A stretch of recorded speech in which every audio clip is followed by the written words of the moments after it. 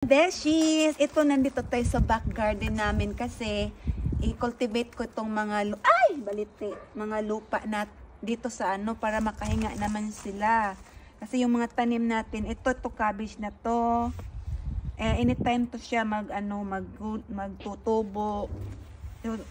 In-harvest lang ni Dion tong yung mga dahon. Tapos pag magsabaw siya ng karne or Tapos ito damo to siya, nangangagat. Tapos ito climber to, ayoko yan, magka-climb sa wall, ayoko yun. Kaya kunin din natin yan. Tapos ito ay mga garlic, panlaban ng mga snails, mga flies, insekto sa ating mga tanim. Kaya, so nag-uumpisa na silang tumutubo yung mga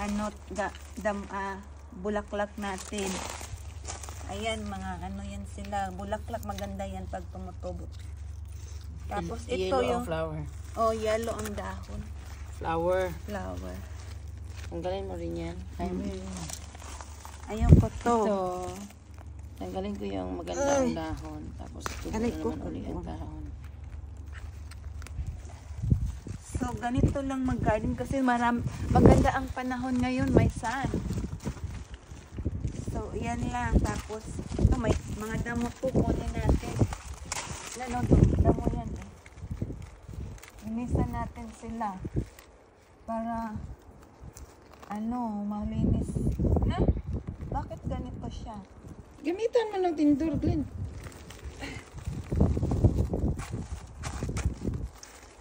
Ingat ka kasi may mga Ito yung cherry ba to or plum? Ha? Plum. Plum to. Plum pala yan. Yan ang plum. Ito ang pear.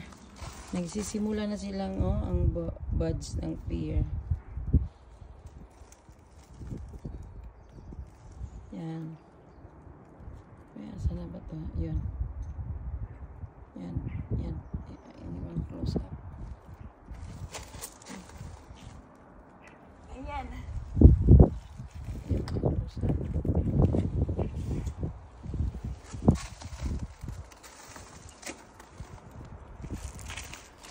So, yan lang ating yan. Ganyanin lang natin. Gamit yung tinidor.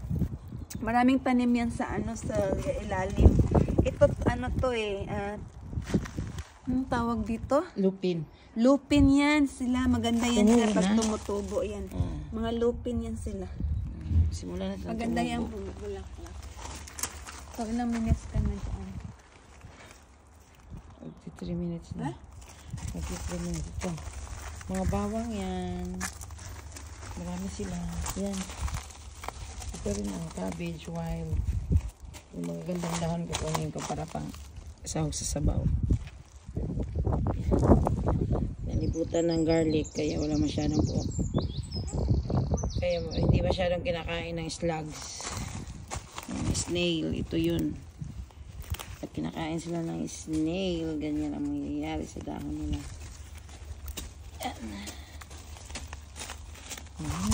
Ito yung maganda yung dahon. Okay. Sila. Babay na ka. Yan lang guys. Yan lang mga beshies. Tapos na tayo mag-cultivate. Bye! Bye!